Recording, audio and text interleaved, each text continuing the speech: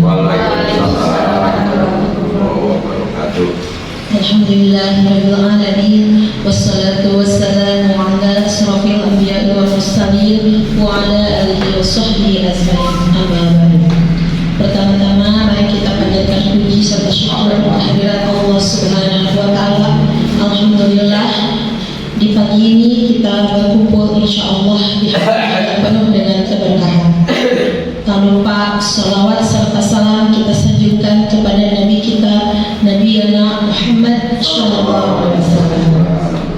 Ibu Kepala Sekolah yang saya hormati, Ibu Yesi Rosalina yang saya hormati selaku CGP Angkatan 9, serta tak lupa Ibu Bapak seluruh guru-guru SDM Cilengkang yang saya hormati.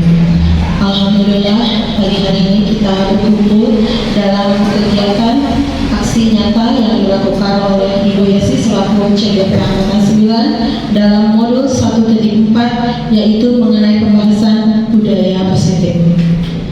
Untuk rangkaian acara yang akan kita laksanakan, mari Ibu Bapak kita mulai dengan pembukaan kegiatan di pagi ini dengan membacakan basmalah bersama-sama. Bismillahirrahmanirrahim. Alhamdulillah acara di pagi hari ini telah kita buka. Untuk selanjutnya ada sepatah kata yang akan disampaikan oleh Ibu Kepala Sekolah mengenai kegiatan hari ini. Untuk itu kami persilahkan. Bismillahirrahmanirrahim. Assalamualaikum warahmatullahi wabarakatuh.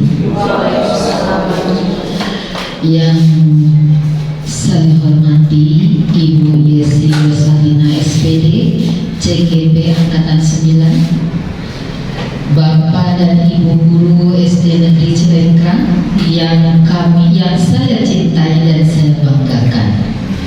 Alhamdulillah pada hari ini kita akan menyimak paparan dari Ibu Yesi tentang aksi nyata modul 1.4 tentang budaya positif. Tentu saja budaya positif merupakan hal-hal yang harus tetap kita pertahankan, hal-hal yang harus tetap kita tanamkan di sekolah kita, yang sudah ada seperti kita melaksanakan sholat duha bersama untuk meningkatkan keimanan dan ketakwaan anak, itu juga harus tetap dipertahankan. Kemudian untuk meningkatkan literasi kita juga sudah melaksanakan ridaton. Kesepakatan kelas sekarang yang sudah terus dilakukan di tiap kelas itu juga harus tetap kita pertahankan.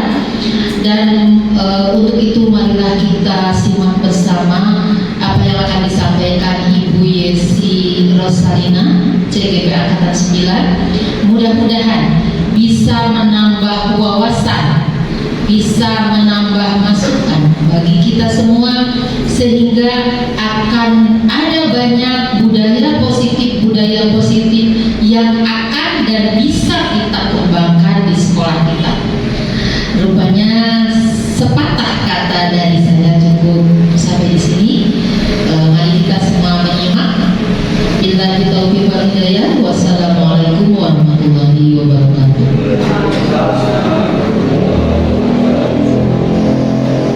Terima kasih kepada Ibu Kepala yang telah menyampaikan bentuk dari kegiatan di pagi hari ini. Mari selanjutnya kita lanjutkan ke acara inti, yaitu pemaparan materi yang akan langsung diberikan oleh Ibu Yesi Rosalina SPD CGP Angkatan 9 mengenai budaya positif. Kepada Ibu Yesi kami persilahkan.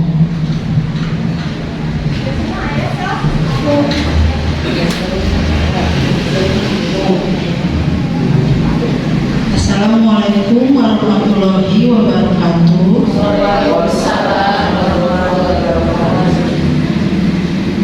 Terima kasih kepada Ibu Susi selaku moderator yang sudah memberikan.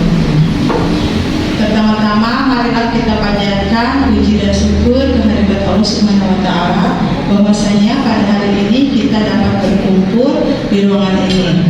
Salawat serta salam semoga tercurah kepada Nabi besar Muhammad SAW. Yang saya hormati Ibu Kepala Sekolah, yang saya hormati Ibu dan Bapak Guru SD Negeri Cirebon. Pertama-tama saya mengucapkan banyak terima kasih karena Ibu dan Bapak sudah rela menyempatkan waktunya untuk berada di ruangan ini mendengarkan pemaparan dari saya, yaitu tentang budaya positif. Di sini saya tidak bermaksud untuk menggurui, tetapi saya ingin berbagi ilmu dan juga berbagi pengalaman apa yang saya dapatkan dalam program pendidikan guru penggerak. Budaya positif. Budaya positif, pasti itu budaya positif. Budaya positif itu, budaya positif di sini ditekankan khususnya kita. Berarti kita ada di mana di sini? Di sekolah ya. Budaya positif di sekolah. Budaya positif di sekolah itu pembiasaan yang baik yang telah kita lakukan, baik itu sikap maupun perilaku ataupun juga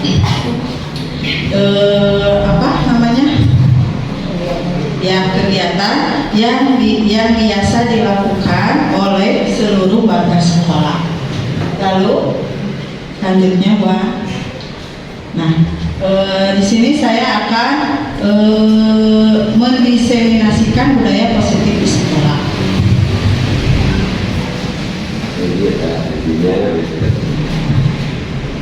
Konsep utama dari budaya positif itu ada 7. 1. Perubahan paradigma belajar. Lalu ada disiplin positif, motivasi perilaku manusia, kebutuhan dasar manusia, posisi kontrol restitusi, keyakinan kelas dan segitiga restitusi. Perubahan paradigma belajar. Pembelajaran dengan paradigma baru dirancang berdasarkan prinsip pembelajaran yang berorientasi pada penguatan kompetensi dan pengembangan karakter yang sesuai dengan profil pelajar masing-masing. Pembelajaran paradigma baru memastikan praktik pembelajaran yang berpusat pada murid, yang mana setiap murid belajar sesuai dengan kebutuhan dan tahap perkembangannya. Pembelajaran paradigma baru dilakukan melalui kegiatan pembelajaran dalam kelas atau intrakurikuler dan juga pembelajaran yang dilakukan di luar kelas, kurikuler dan ekstrakurikuler. Nah, selanjutnya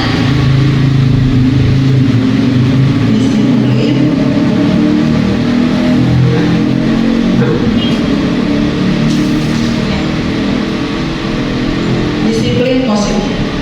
Disiplin positif merupakan salah satu penerapan disiplin yang bertujuan untuk menumbuhkan kesadaran serta memberdayakan anak untuk melakukan sesuatu, tetapi tanpa sokongan, ancaman maupun hukuman.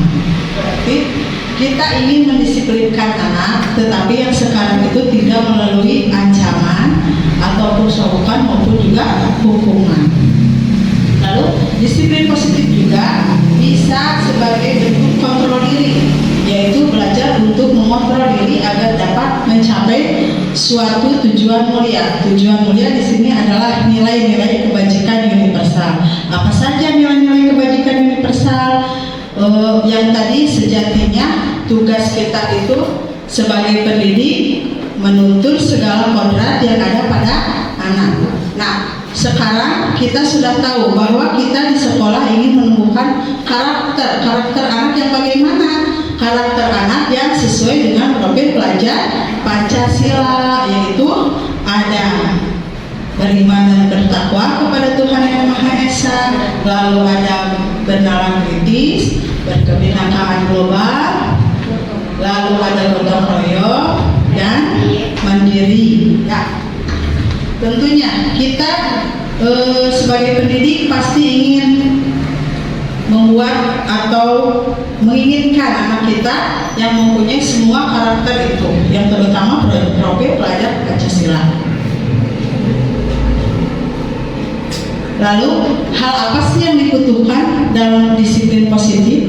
Di sini ada hal yang dibutuhkan dalam disiplin positif, ada 4. 1. Kesepakatan dan keyakinan kelas. Lalu ada rutinitas dalam bentuk jadwal, kebiasaan yang baik, dan teladan yang baik.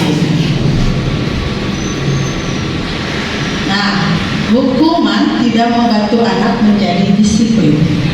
Dampaknya, anak bisa menjadi pemberontak, berbohong untuk menghindari kesalahan. Lalu anak lebih sering menyendiri dan enggan berkomunikasi, tumbuh dengan ketakutan dan rasa bersalah, serta tumbuh dengan meneruskan lingkaran kekerasan dan hukuman ketika dewasa. Disiplin positif menggunakan motivasi internal dalam diri untuk mencapai tujuan. Tujuan yang dimaksud tadi, tujuan yang menginginkan anak yang berkarakter.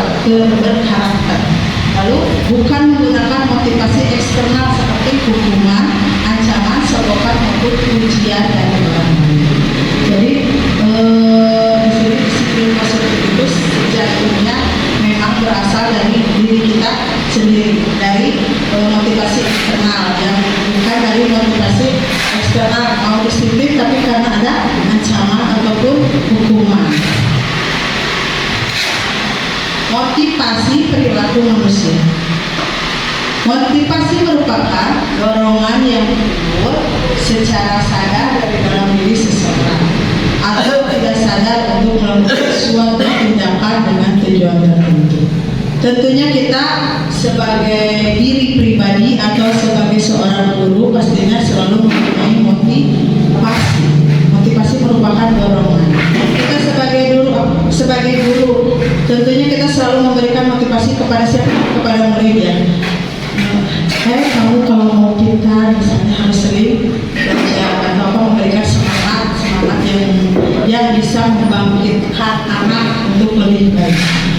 Menurut Diana Goser, ada 3 motivasi perilaku manusia, yaitu 1. Untuk menghindari ketidaknyamanan atau hukuman.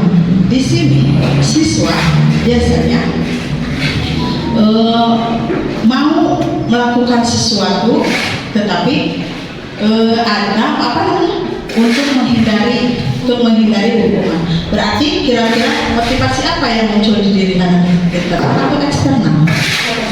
Eksternal ya, karena itu tadi untuk menghindari ketidaknyamanan, karena tidak mau dihukum makanya dia menjadi disiplin. Lalu yang kedua, untuk mendapatkan imbalan atau penghargaan dari orang lain.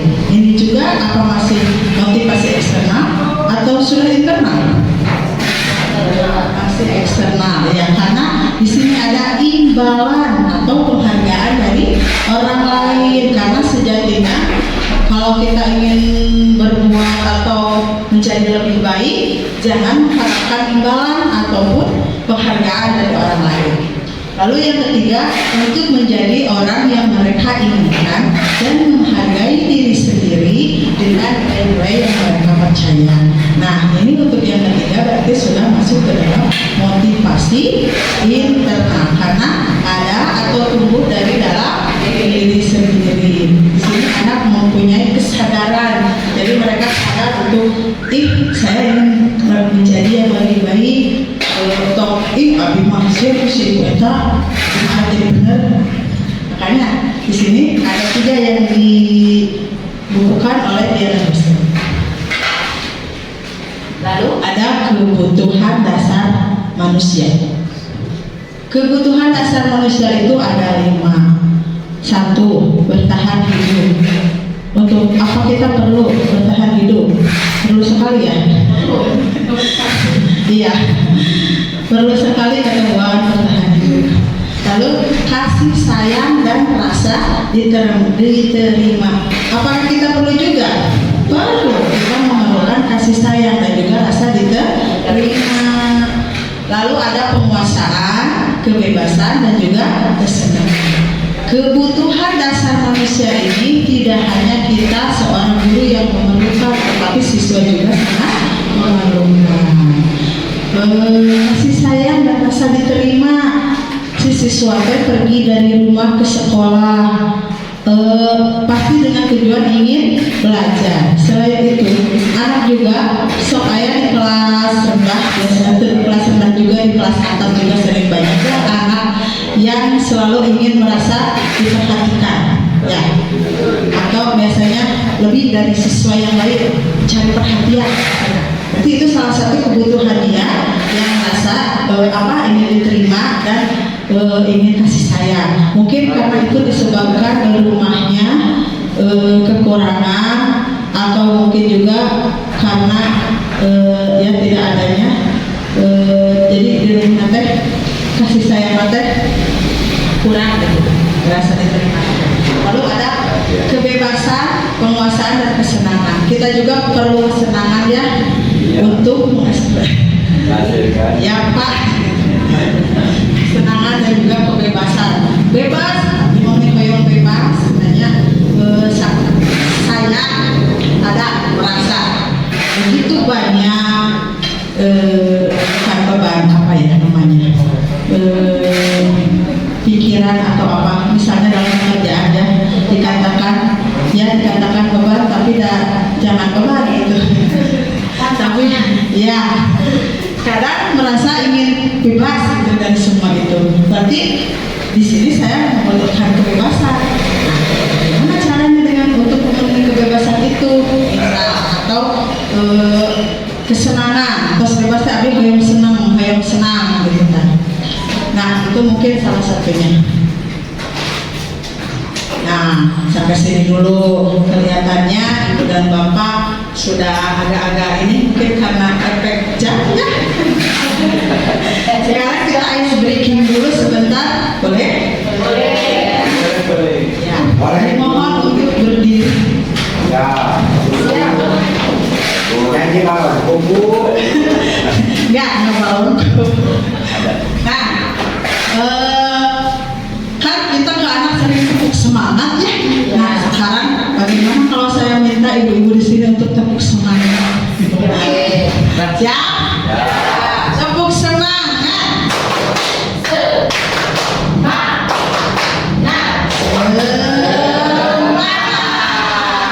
Sekali lagi ya Bapak di belakang kurang mau sekali lagi tepuk semangat.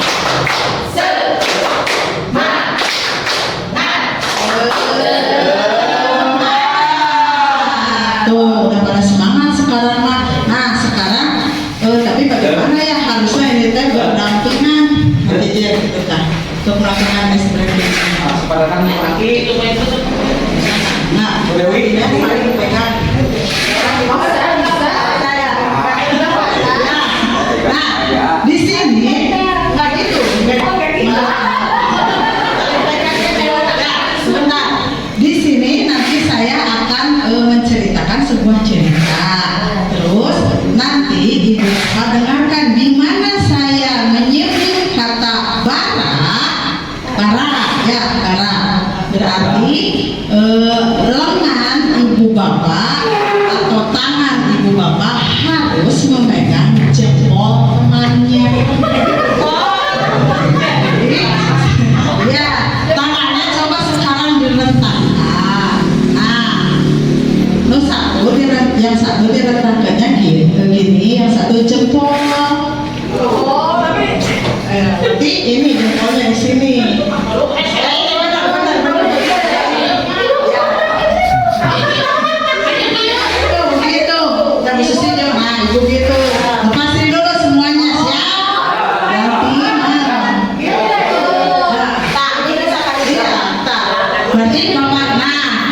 Ibu Arya berarti tapi tadi keluhnya apa? Setiap saya menggunakan bara, berarti ini melatih apa?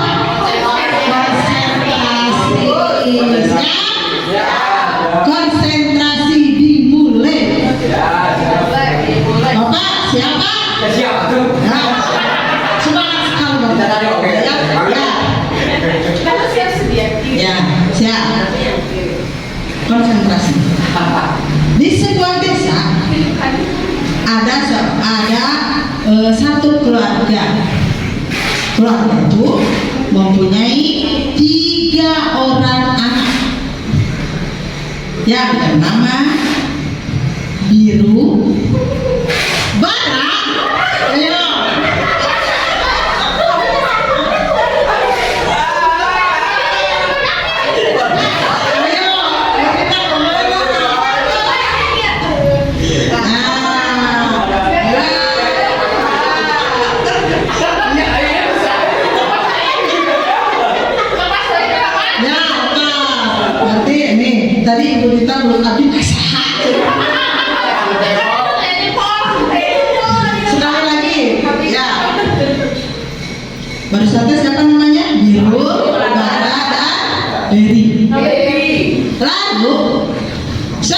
ketika Berry pergi ke kota, tinggallah biru dan juga barat. Masih mencari jempol saya.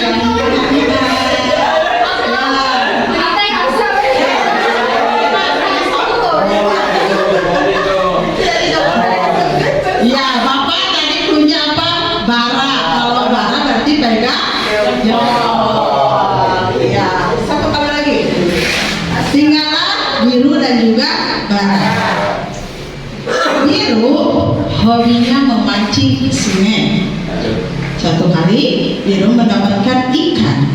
Namun ikan tersebut biru kan simpan di dapur. Tetapi ketika biru akan mencarinya ikan tersebut, ternyata ikan itu sudah hilang, diambil oleh barat.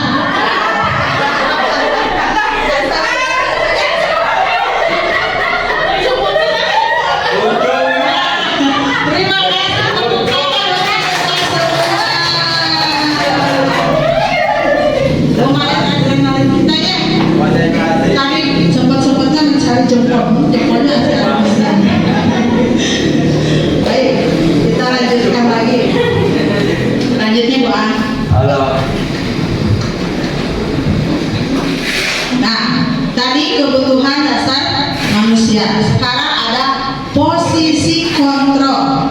Ada 5 di sini posisi kontrol, yaitu sebagai teman, sebagai pembuat rasa bersalah, lalu sebagai penghukum, pemantau, dan juga manajer.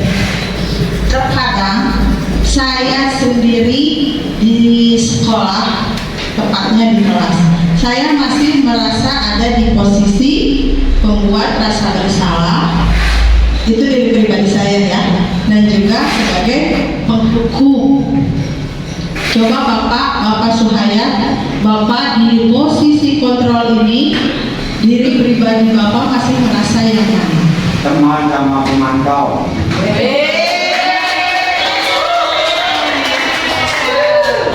Teman sama pemantau. Kenapa tadi saya masih bilang saya masih merasa pembuat rasa bersalah?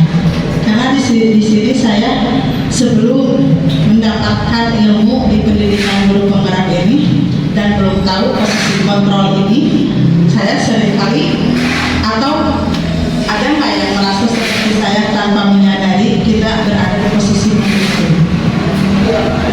Posisi ya. Kadang kita kan ke anak hei kamu diam. Nah, itu ya. Padahal itu mau pulang. Ya, nah begitu ya. Diam. Kata posisi diam mau pulang. Itu dia. Ya, betul.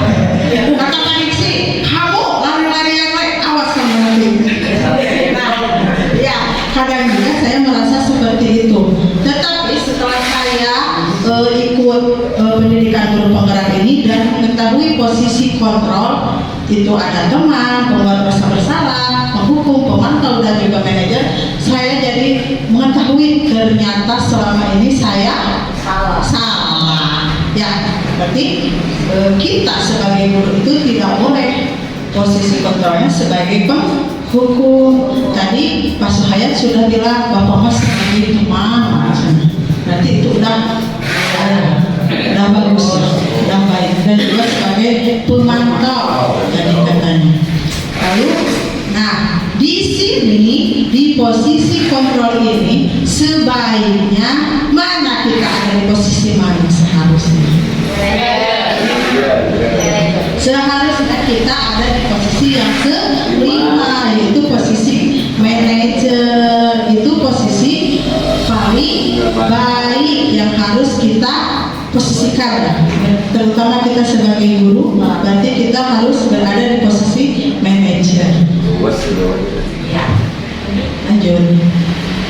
Nah, di sini ada contoh penerapan 5 posisi kontrol. Di sini saya menuliskan kasus murid tidak memakai atribut lengkap saat upacara bendera. Salah satu itu saya mengambilnya, salah satu contohnya kasus itu.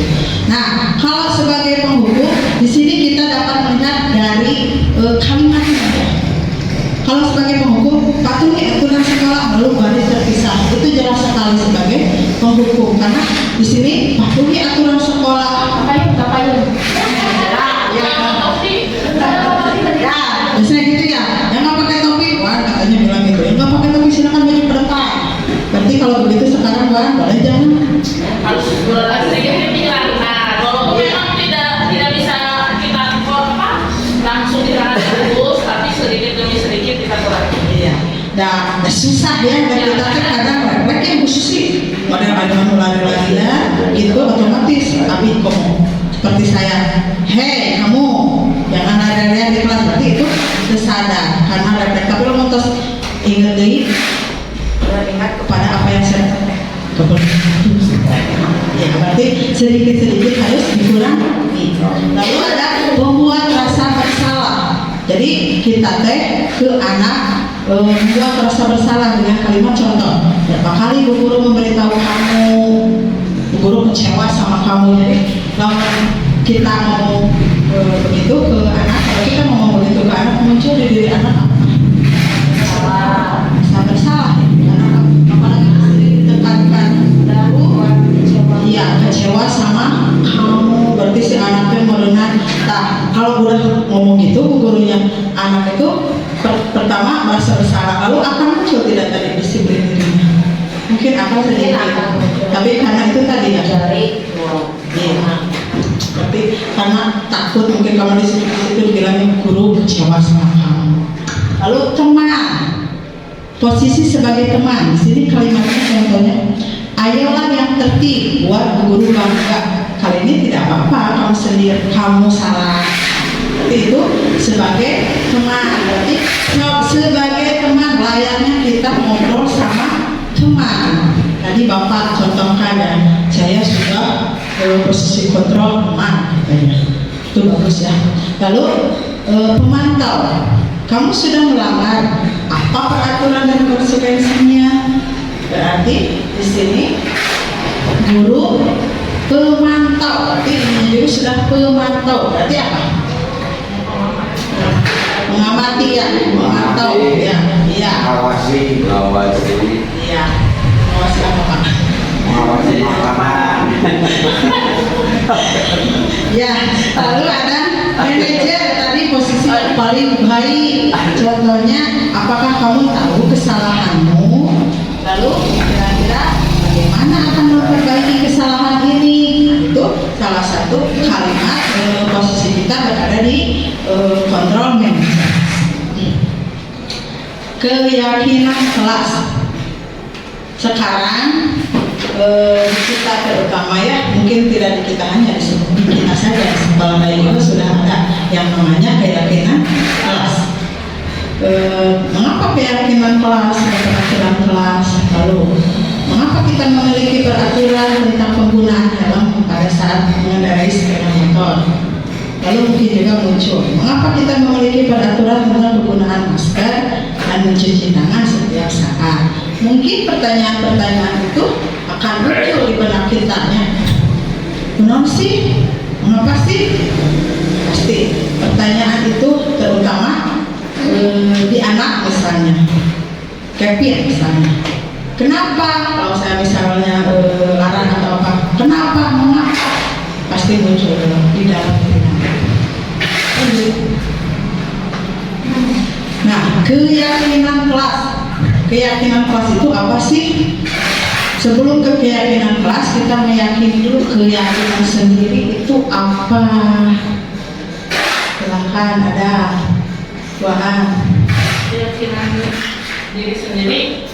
Keyakinan itu menurut Tuhan apa? Jadi memang keyakinan itu berarti segala sesuatu hal yang positif yang harus tertanam diri sendiri. Misalnya disiplin seperti itu, kemudian kejujuran seperti itu. Jadi keyakinan itu lebih ke apa sih, sesuatu yang kita yakini baik gitu. Mungkin seperti itu. Kita mau keyakinan. Siapa lagi yang mau mendapatkan ibu? Kalau menurut saya keyakinan itu adalah sesuatu suatu nilai yang sangat subjektif, di mana kita bisa meyakini bahwa itu adalah benar. Itu menurut diri pribadi, itu keyakinan. Terima kasih Ibu dan juga Bukahan. Keyakinan berarti mempunyai yakin dalam dirinya.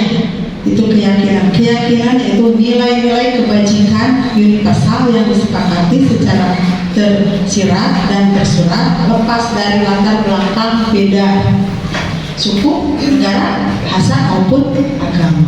Lalu di sini kita akan merujuk lagi menjadi keyakinan kelas. Keyakinan kelas itu apa? Kan kita mungkin sebelum membuat nanti dari keyakinan ke kesepakatan kelas, maka kita ya. Nah, keyakinan kelas adalah nilai-nilai kebaikan yang diyakini oleh warga kelas untuk menumbuhkan motivasi internal dan budaya positif kelas. Nah, bagaimana pembentukan keyakinan kelas? Keyakinan kelas itu bersifat lebih abstrak daripada peraturan yang lebih dan juga lebih rinci dan juga konkret. Lalu keyakinan kelas itu berupa pernyataan-pernyataan universal, dan pernyataan keyakinan kelas senantiasa dibuat dalam bentuk positif.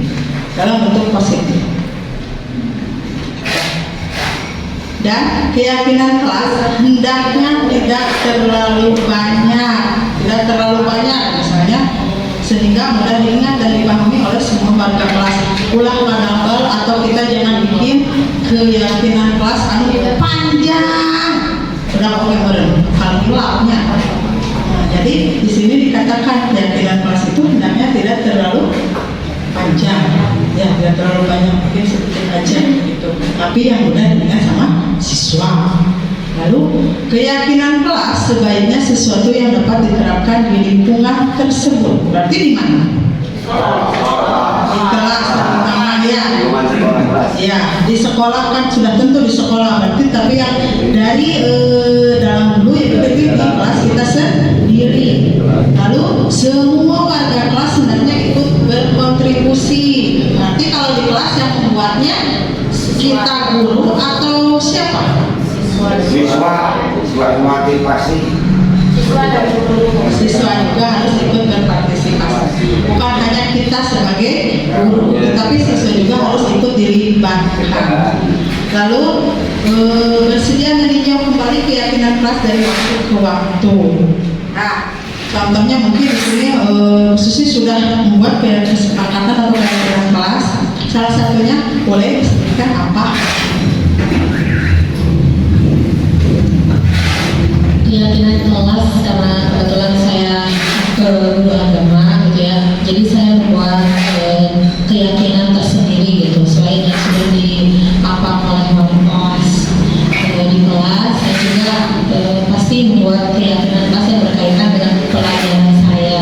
Salah satu contohnya, saya memberikan pertanyaan kepada siswa mengenai apakah ketika kita membaca Asmaul Husna, salah satu contohnya kebiasaan ketika mau belajar, apa yang kalian rasakan ketika kalian membaca Asmaul Husna? Saya melemparkan dulu pertanyaan kepada anak, apakah kalian merasa perlu membaca Asmaul Husna? Apa yang kalian rasakan manfaatnya?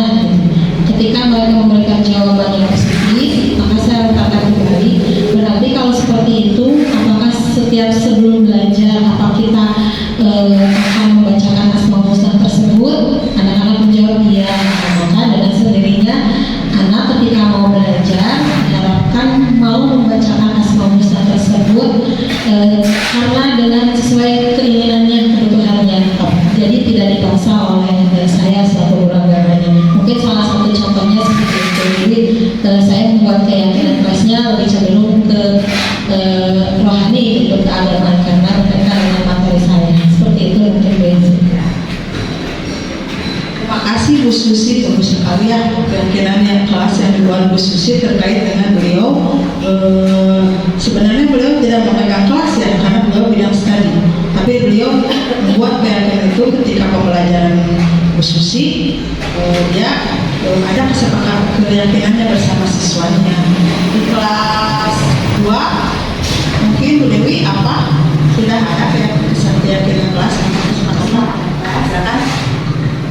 Mungkin boleh satu.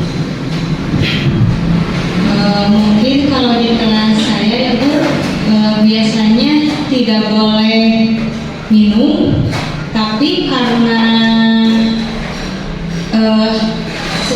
ya cuaca juga ya, terus tidak mengganggu juga, jadi dibolehkan untuk minum, tapi tidak makan, khusus minum saja.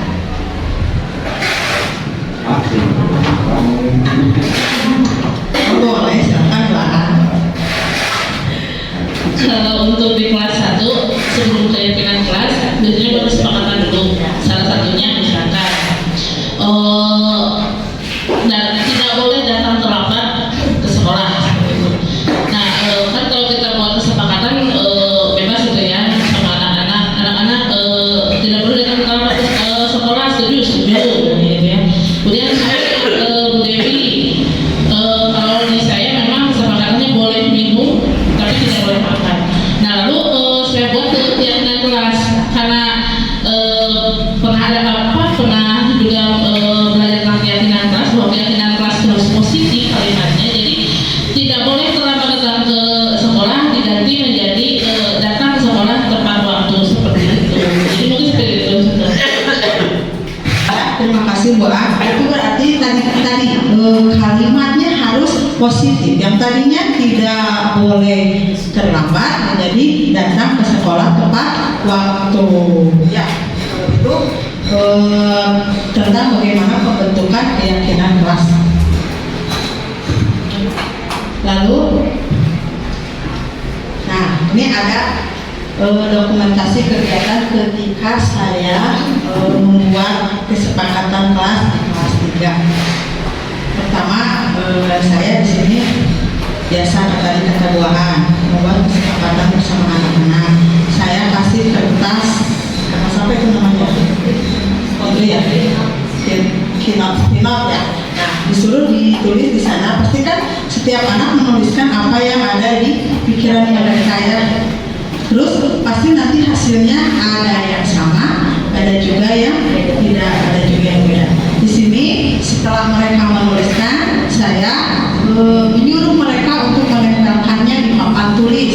Lalu saya nanti melihat, nah kesepakatan yang kira-kiranya tadi kata Bu Susi sama, di sini saya disatukan, atau misalnya di gereja sama ini kesepakatannya sama, jadi saya bilang satu. Oke, ini salah satu dokumentasi kegiatan yang saya lakukan di kelas saat atau ketika membuat kesepakatan kelas. Lanjut buat.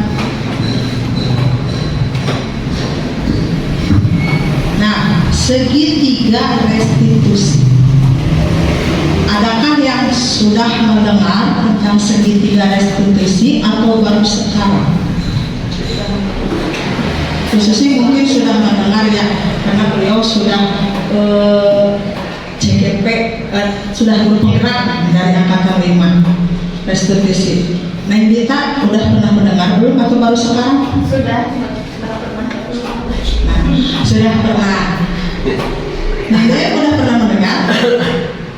Sejujurnya saya baru tahu baru pernah segitiga restitusi. Baru sekarang saya. Dulu saya tidak tahu apa itu segitiga restitusi. Saya baru tahu ini segitiga restitusi, baru mengikuti pendidikan guru penggerak ini, baru tahu oh ini toh segitiga restitusi dan dinamakan segitiga restitusi ini. Nah, restitusi adalah proses menciptakan kondisi bagi murid untuk memperbaiki kesalahan mereka sehingga mereka bisa kembali pada kelompok mereka dengan karakter yang lebih kuat. Lalu restitusi juga merupakan proses kolaboratif yang mengajarkan murid dan membantu murid berpikir tentang orang seperti apa yang mereka inginkan. Tentunya di sini untuk menjadi tadi tujuan yang kita tadi inginkan ya, yang benar kritis, yang beriman dan bertakwa, yang pokoknya yang pelajar profil Pancasila. Lalu bagaimana mereka harus memperlakukan orang lain. Nah, setahu saya restitusi juga merupakan merupakan alur mungkinnya Bu Susi alur untuk guru untuk menyelesaikan masalah terhadap siswa. Karena di sini kan kalau mungkin dulu juga kita teh paham, tahu, tapi namanya mungkin tidak tahu ini kan namanya segitiga restitusi. Dan kita juga pasti sudah pernah melakukan itu di kelas ya. Contohnya ada anak yang berantem misalnya di kelas, kan nggak mungkin kalau kita diam ya, pasti kita teh akan anak itu dipanggil terus tanya, mungkin diselesaikan artinya masalah itu. Tapi termasuk saya tidak tahu itu namanya segitiga restitusi ya. Lanjut. Nah, ciri-ciri restitusi ada 9 di sini ciri-ciri restitusi. Yang pertama, bukan untuk menebus kesalahan, tapi untuk belajar dari kesalahan. Lalu yang kedua, memperbaiki hubungan dan tawaran bukan paksaan. Restitusi menuntut untuk melihat ke dalam diri. Lalu yang kelima, restitusi mencari kebutuhan dasar yang mendasari tindakan. Restitusi diri adalah cara yang paling baik. Restitusi fokus pada karakter bukan tindakan. Restitusi fokus pada solusi. Restitusi mengembalikan murid yang berbuat salah pada kelompoknya. Ini ada 9 ciri-ciri restitusi. Langkah penerapan segitiga restitusi. Nah, di sini Pak Dadang melihat ini ada gambar apa? Segitiga ya. Nah, ini yang dinamakan segitiga restitusi. Ini susah.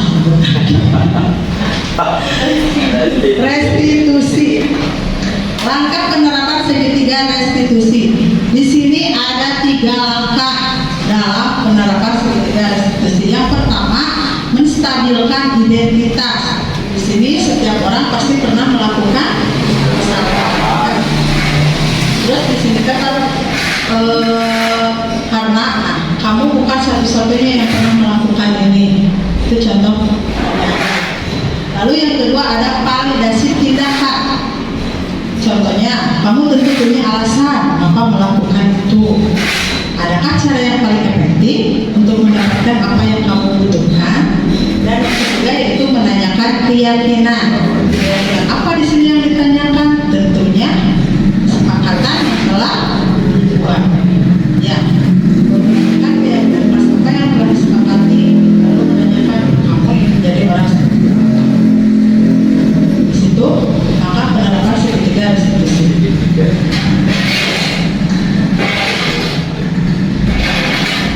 Nah, di sini ada contoh penerapan segitiga restitusi yang sudah saya praktekkan di kelas. Ketika saat pembelajaran berlangsung, ada siswa yang menolak tepatnya saat saya menjelaskan, sehingga siswa tersebut tidak mendengarkan informasi apa yang saya berikan. Nah, boleh dilihat sebentar. Ini contoh segitiga restitusi yang saya lakukan ketika pembelajaran kelas. Sebenarnya banyak sekali ya yang kita temukan di dalam kelas masalah dan kita bisa gunakan segitiga restitusi untuk Kalau belajar untuk kami positif. Ya, ini di sini masih terlihat videonya. Di sini anak saya sedang menjelaskan. Lalu, nah di sini bisa terlihat ada anak-anak yang sedang mengobrol, berarti tidak memperhatikan ketika saya sedang menjelaskan ya. Nah ini saya mendekati anak tersebut, menanyakan kenapa mereka ngobrol. Bisa lanjut aja sedikit pas.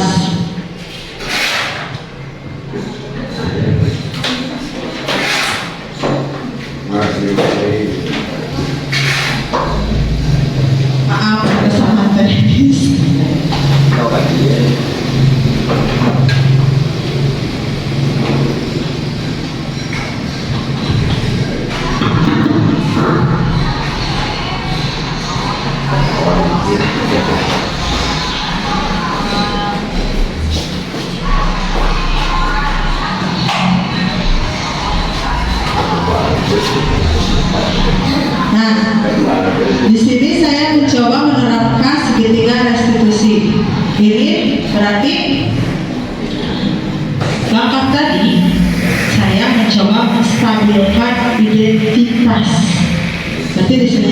identitas, berarti panas. ya. Panas lebih.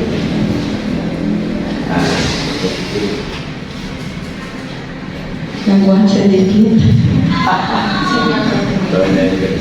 mungkin sinyal.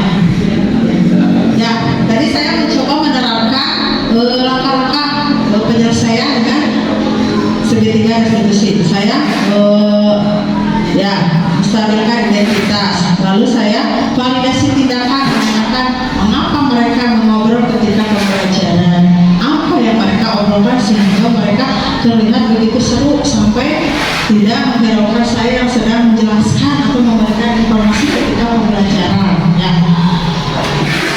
Di sini saya bertindak tidak sebagai penghukum lagi, tetapi saya sebagai manajer. Nah, setelah memvalidasi tindakan, saya menanyakan keyakinan. Setelah mereka menjawab dan mengakui kesalahannya, berbuat itu salah, mengobrol di dalam kelas itu tidak baik. Lalu mereka mengingat keyakinan yang telah. Nah, itu mungkin salah satu contoh penerapan segitiga restitusi yang saya praktekkan di kelas. Tadi saya menstabilkan identitas. Setelah itu lalu memvalidasi data dengan menanyakan kenapa mereka melakukan itu, mengobrolkan apa sampai kelihatannya seru sehingga mengabaikan saya atau mengabaikan gurunya yang sedang menjelaskan, memberikan informasi, yang sedang memberikan pelajaran. Lalu yang ketiga menanyakan keyakinan kelas. Di situ saya menanyakan keyakinan atau kesepakatan apa yang sedang mereka sepakati atau yang telah dibuat di kelas 3, kan sudah sebelumnya membuat kesepakatan kelas. Jadi di sana mereka ingat ada salah satu kesepakatan yang tidak boleh mengobrol saat guru menjelaskan. Terus di sana di segitiga restitusi siapa yang seharusnya memberikan solusi? Anak sendiri. Di sini guru jangan memberikan solusi tetapi cuma arahkan ya. Nah, di sana tadi Caca bilang, Bu, salah satu kesepakatan kelas kita tidak boleh ngobrol. Nah, berarti kalau begitu bagaimana? Makanya dia Caca bilang, baik Bu, kedepannya saya tidak akan mengobrol lagi sama Habijah. Saya akan memperhatikan Ibu. Berarti itu anak sudah memberikan solusinya agar mereka disiplin di dalam kelas, terutama ketika saat saya menjelaskan. Mungkin itu yang saya dapat sampaikan atau paparkan mengenai ilmu yang saya dapatkan tentang budaya positif di program pendidikan guru penggerak ilmu. Sejatinya hukuman untuk sekarang tidak boleh, dan juga penghargaan itu sebenarnya tidak baik. Kalau bisa kita sebenarnya kalau kita itu memberi penghargaan boleh tidak ya untuk membangkitkan motivasi anak? Boleh, cuman mungkin ada cumannya ya, jangan terlalu sering. Nah, kita pengen kan tujuannya kembali lagi ke motivasi perilaku manusia yang paling baik itu yang internal ya, yang dari dalam motivasi. Siapa yang bisa menjawab, nanti ibu akan memberikan hadiah seperti itu. Tapi ketika anak bisa menjawab tanpa kita beritahu, kalau kita ingin memberikan itu boleh kalau saya, tapi jangan di awal ya. Berarti motivasi dalam hukuman boleh ya Bu?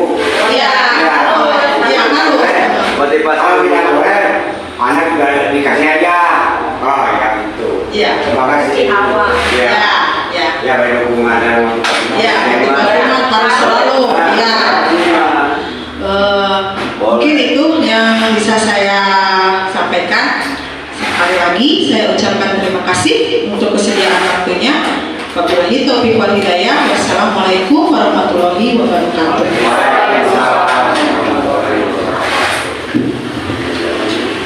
Terima kasih kepada Ibu Yesi yang sudah memberikan pemaparannya tentang materi budaya positif.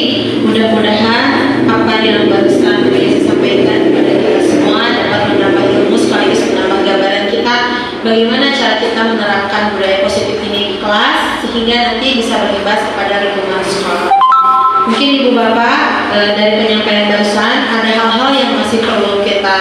syarikan atau kuatkan kembali sehingga kita akan membuka sesi untuk tanya jawab. Untuk pertanyaan pertama kami persilakan siapa yang ingin bertanya. Baik, Ibu Rini, mana silakan Bu Rini.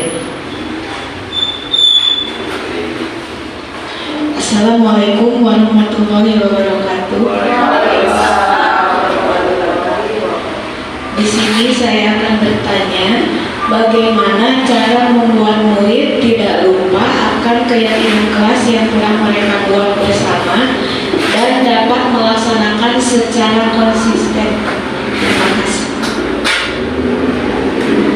Terima kasih Bu Rini atas pertanyaannya mengenai bagaimana cara untuk agar keyakinan kelas yang sudah disepakati bisa senantiasa diingat dan juga diterapkan oleh siswa di kelasnya. Mungkin kepada Ibu Yesi dipersilakan untuk menjawab pertanyaan barusan. Baik, terima kasih Bu Rini atas pertanyaannya. Mungkin saya akan mencoba menjawab, dan bila nanti yang ingin menambahkan Bu ataupun yang lainnya, ya, menurut saya mungkin untuk bagaimana memberikan selalu ingat ya. Mungkin tadi salah satunya kesepakatan kelas yang telah dibuat itu dipajang atau ditempel di tempat yang mudah terlihat oleh anak. Contohnya, ibu sudah membuat kesepakatan nih bersama anak-anak. Terus ibu setelah dibuat, dirinci lagi, dilihat lagi, alangkah baiknya mungkin di print ya, di print lebih baik, terus ditempel di ruangan kelas yang mudah dilihat oleh anak. Ya, anak nanti misalnya contoh pas masuk, kita di pas satu di mananya di tempat anak, misalnya nanti dia pas masuk anak kesepakatan kelas, pas lagi mau duduk atau ada lagi kesepakatan kelas, seolah-olah ada terniat di mana-mana. Itu salah satunya ditempatkan di tempat yang paling bagus di kelas, lalu mengingatkan setiap waktu pada anak kelas. Mungkin seperti itu jawaban dari saya. Mungkin ada yang lain mau menambah, silakan. Mungkin ada yang ingin menambahkan. Bismillahirrahmanirrahim, sedikit menambahkan bagaimana agar anak itu selalu ingat akan kesepakatan kelas.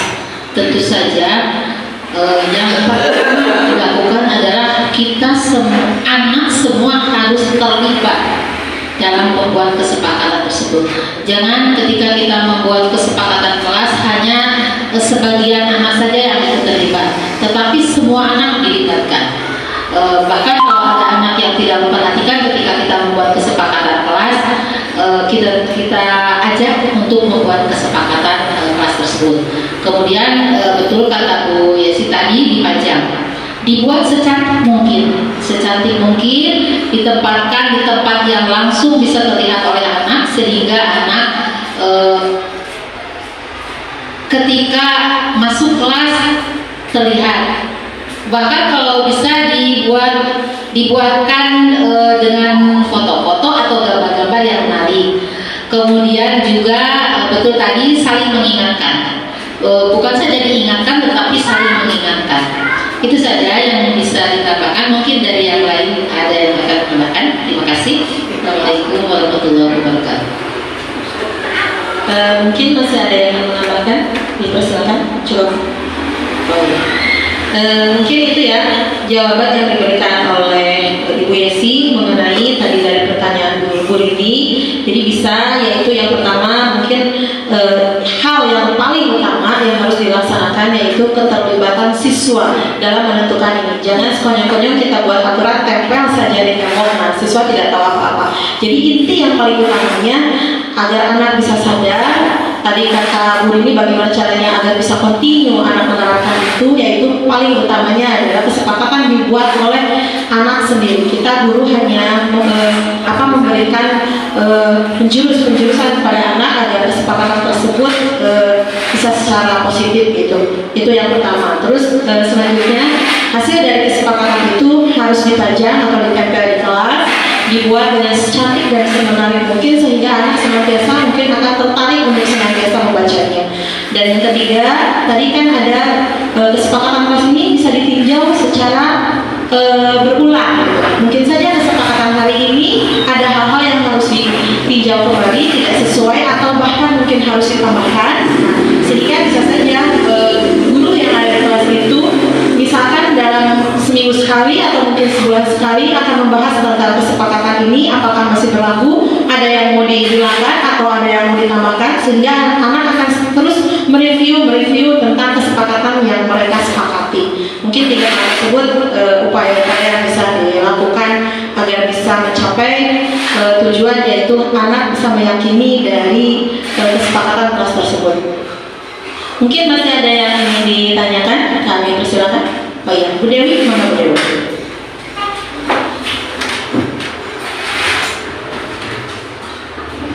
Assalamualaikum warahmatullahi wabarakatuh. Izin bertanya Bu, di sini saya ingin menanyakan apa saja sih kesulitan yang mungkin ditemui guru dalam menerapkan budaya positif di sekolah? Terima kasih.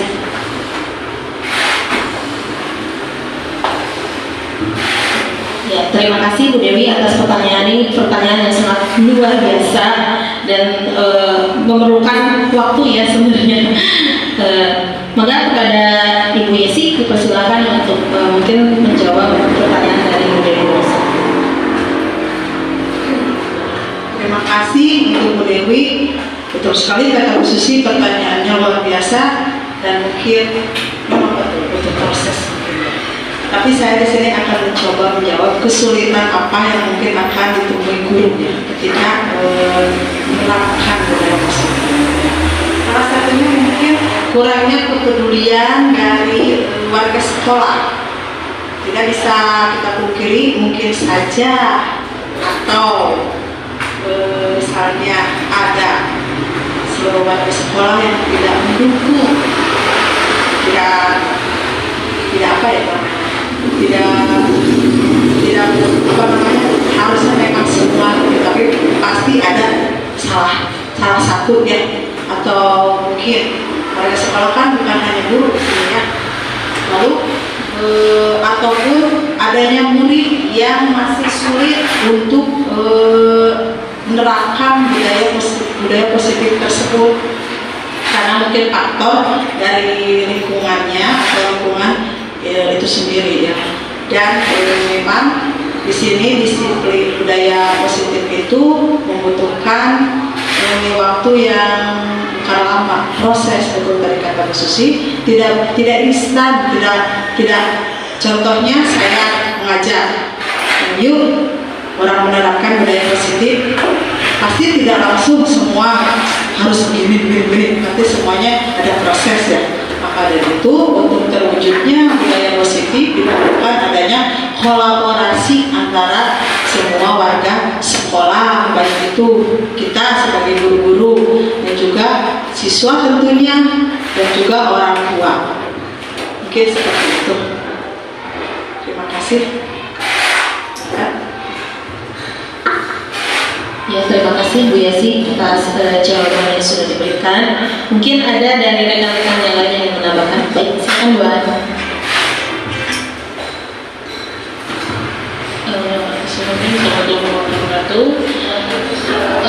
Mungkin menambahkan sudah dijelaskan secara gamblang oleh Bu Yesi, dan memang saya setuju dengan pendapat Bu Yesi bahwa memang tantangannya itu berat sekali, bisa dikatakan berat ya, karena kita di sini harus merubah karakter murid-murid yang kepada kita di sekolah menerapkan kesepakatan itu di rumah kemungkinan dimanjakan oleh orang tuanya, dan itu sangat bertolak belakang. Nah, itu salah satu tantangan juga buat kita sebagai guru, apalagi sekarang kita dunia pendidikan katanya sedang tidak sehat ya. Ada sebagian orang tua, oknum orang tua yang ketika anaknya kita diluruskan, tapi dia tidak terima, malah gurunya yang menang, seperti itu ya. Jadi ini adalah tantangan dunia pendidikan, tantangan kita juga sebagai guru. Cuma hanya kita kan di sini ada proses pembiasaan juga ya. Seperti sekolah kita di Cerengkrang, seperti sholat duha dan usaha menjaga kebersihan dan sebagainya di kelas masing-masing. Ketika itu rutinitas atau kontinu dilakukan, insya Allah menurut saya pribadi, insya Allah anak-anak itu akan terbiasa nantinya gitu ya. Walaupun memang tidak instan, perlu adanya proses yang cukup lama gitu mungkin ya, apalagi dengan anak yang biasanya manja dan sebagainya. Tapi kalau misalkan kita terus-terusan bahkan sebagai anak kelas 1 saja, karena sering tadi kan kata Bu Yesi juga kalau untuk kesepakatan supaya tetap diingat, kita harus selalu ingatkan ya. Seperti itu kelas 1 itu ketika ada temannya yang melanggar kesepakatan, dia bilang, Bu, si Anu bersih, Bu, si Anu Bu mau mintakan berriwayat mengganggu temannya, terus ingatkan dan itu harus selalu berlanjut dari kelas 1, kelas 2, 3, 4, 5, itu harus selalu diingatkan, tidak ada kontinu seperti itu ya. Mungkin itu tambahan dari saya.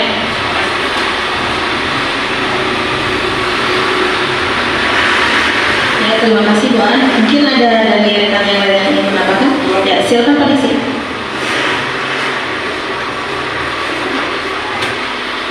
Baik, terima kasih atas kesempatannya. Saya juga pernah melaksanakan budaya positif, kemudian yang kesulitan yang saya alami dalam penerapan budaya positif itu diantaranya adalah komitmen bersama dan konsistensi. Nah, komitmen bersama ini sangat penting untuk terus dijalin. Itu bisa dengan tetap berkolaborasi. Salah satu contohnya saya melaksanakan budaya positif kebersihan atau kebersihan, yaitu TSP program saya. Ketika kelas saya sudah melaksanakan itu, tapi anak-anak itu melihat kelas yang lain itu masih membuang sampah sembarangan.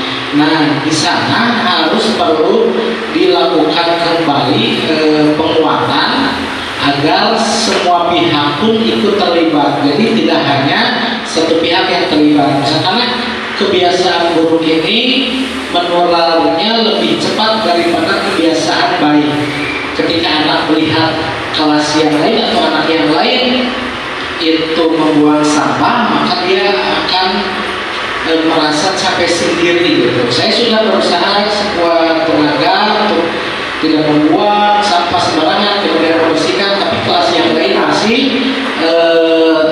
tidak melakukan hal yang sama. Nah, di sini harus dijalin kembali, yaitu komitmen bersama bahwa semua pihak harus ikut, kemudian dilakukan secara konsisten. Mungkin seperti itu.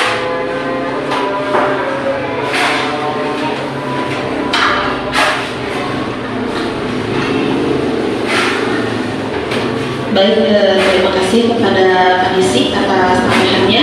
Mungkin ada tambahan yang lain atau cukup? Baik Ibu Bapak, mungkin saya akan sedikit mengambil kesimpulannya dari apa yang barusan disampaikan oleh Pak Desi dan juga tambahan dari rekan-rekan yang lain, bahwa untuk melakukan kesepakatan kelas ini sehingga menjadi budaya positif dan juga tantangan-tantangan yang dihadapi dalam penerapan budaya positif. Mungkin hal yang paling utama tadi mengenai permasalahan yang dihadapi oleh Pak Desi, mungkin ya, itu bisa dilakukan dengan cara awal-awal kita merancang kesepakatan kelas bersama-sama. Misalkan kita sebagai guru sebelum memberikan atau membuat kesepakatan di kelas, kita bisa merancang kesepakatan yang akan kita buat di kelas masing-masing secara bersama-sama oleh guru. Dirancang dulu kira-kira jangan sampai mungkin di kelas ini ada aturan tadi misalnya kegiatan kebersihan, di kelas ini mungkin tidak gitu ya. Tapi ketika dirancang dulu, mungkin dasar-dasarnya atau inti-intinya dari kesepakatan yang akan kita laksanakan itu bisa dilakukan secara bersama-sama. Itu mungkin salah satu caranya ya, dirancang dulu oleh guru. Dan selain dirancang oleh guru, nanti dilemparkan kepada siswa di kelas masing-masing, karena mungkin saja tiap kelas itu kebutuhan akan kesepakatan atau keyakinan kelasnya mungkin ada yang berbeda gitu, walaupun ada yang sama. Terus untuk menghadapi dari permasalahan-permasalahan yang tadi kurangnya kepedulian dari warga sekolah, mungkin dari kesepakatan kelas yang sudah disepakati bisa dijadikan kesepakatan sekolah, dan dari kesepakatan sekolah itu bisa dilontarkan kepada pihak orang tua ketika rapat orang tua, atau mungkin saja bisa dipanggil orang tua ke kelas masing-masing. Misalnya di dalam kelas ada pertemuan kelas gitu antara wali kelas dan juga guru di kelas masing-masing gitu ya, untuk mengutarakan tentang apa saja peraturan atau keyakinan kelas yang sudah disepakati oleh anak-anak gitu, sehingga tadi bisa mengurangi mungkin miskomunikasi atau kesalahpahaman yang tadi Bu Ana katakan ya. Banyak sekali mungkin oknum orang tua yang kurang peduli terhadap apa yang kita laksanakan di kelas kita masing-masing. Nah, ketika orang tua sudah dikasih tahu oleh kita mungkin ya tentang kesepakatan yang telah kita laksanakan, mungkin orang tua tersebut akan memahami gitu. Oh, ternyata ini dilakukan demi untuk melaksanakan mendisiplinkan anak dan juga menerapkan budaya positif di sekolah atau di kelas tersebut. Terus yang namanya merubah mindset atau pola pikir seseorang itu merupakan sesuatu hal yang memang sangat susah, luar biasa gitu. Jadi betul tadi kata Bu Yesi dikatakan ya, bahwa untuk menerapkan budaya positif ini diperlukan waktu yang sangat tidak cukup hanya 1-2 hari, tapi diperlukan tadi pembiasaan gitu ya. Dan dari pembiasaan itu insya Allah ketika sudah menjadi kebiasaan maka akan menjadi sebuah kebutuhan, dan setelah menjadi kebutuhan maka tidak usah disuruh lagi. Anak-anak akan dengan sendirinya menyadari apa yang harus mereka lakukan, dan itu memang membutuhkan kerjasama, membutuhkan kesabaran kita sebagai seorang guru agar kita tidak pernah lepas, bahwa kita jangan sampai capek mengingatkan anak-anak, jangan sampai seperti itu. Mungkin kita senantiasa memberikan motivasi kepada kita selaku guru bahwa kita harus senantiasa jangan pernah tidak sabar untuk memberikan motivasi, mengingatkan bahwa anak-anak kita apa yang harus mereka lakukan. Mungkin itu kalau bisa kita tarik benang-benang dari apa yang barusan sudah kita bahas mungkin gitu ya. Ada pertanyaan yang lain atau cukup segini, Ibu Bapak? Terima kasih. Jikalau dirasa tidak ada yang perlu kita bahas kembali, mungkin itu hal-hal yang dapat kita sampaikan di siang hari ini berkaitan dengan budaya positif. Sebelum kita tutup kegiatan dari siang ini, mungkin ada sedikit penguatan yang akan diberikan oleh Ibu Kepala mengenai kegiatan di siang hari ini. Kami persilakan. Bismillahirrahmanirrahim. Assalamualaikum warahmatullahi wabarakatuh. Ibu bapak yang saya hormati dan saya banggakan, alhamdulillah hari ini kita sedang menyimak bersama tentang budaya positif yang disampaikan Ibu Yesi Rosalina. Saya hanya ingin mengajak, mari dengan ilmu yang kita dapatkan hari ini, alhamdulillah ilmu yang sangat berguna bagi kita sebagai pendidik. Untuk itu mari kita bersama tingkatkan budaya positif yang ada di sekolah kita.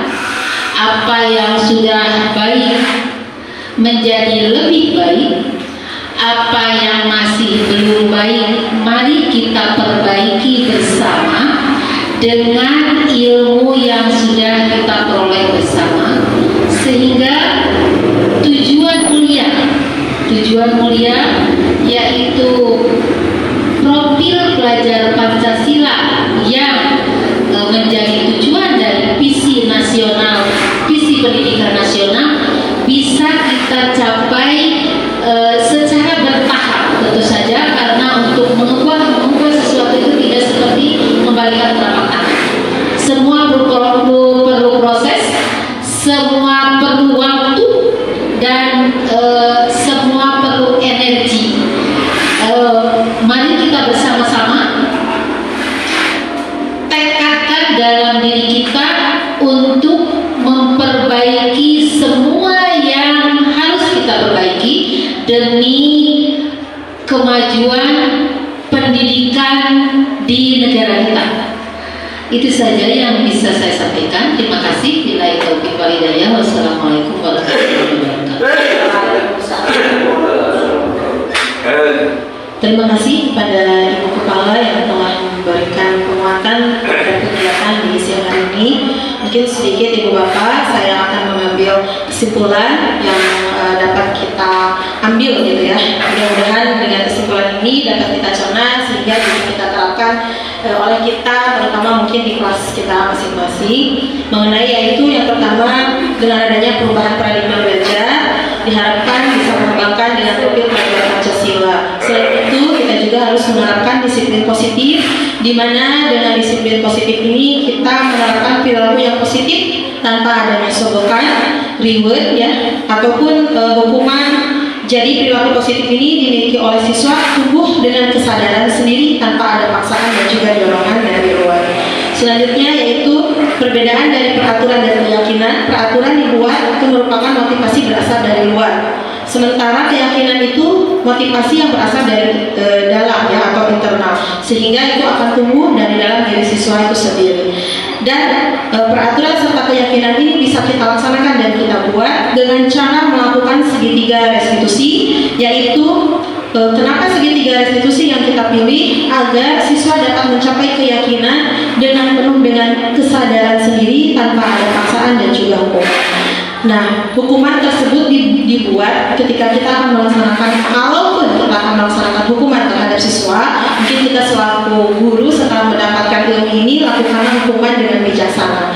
Jangan lakukan hukuman terutama dengan fisik atau kekerasan, tapi lakukanlah hukuman yang tadi bijaksana dengan baik. Bagaimana cara hukuman tersebut diberikan tanpa menyisakan goresan luka di hati anak-anak kita, karena anak-anak kita merupakan barang yang sangat berharga, merupakan apa yang kita ukir, maka itulah yang akan kita tuai. Apa yang kita buat, maka itulah hasil yang akan kita tuai.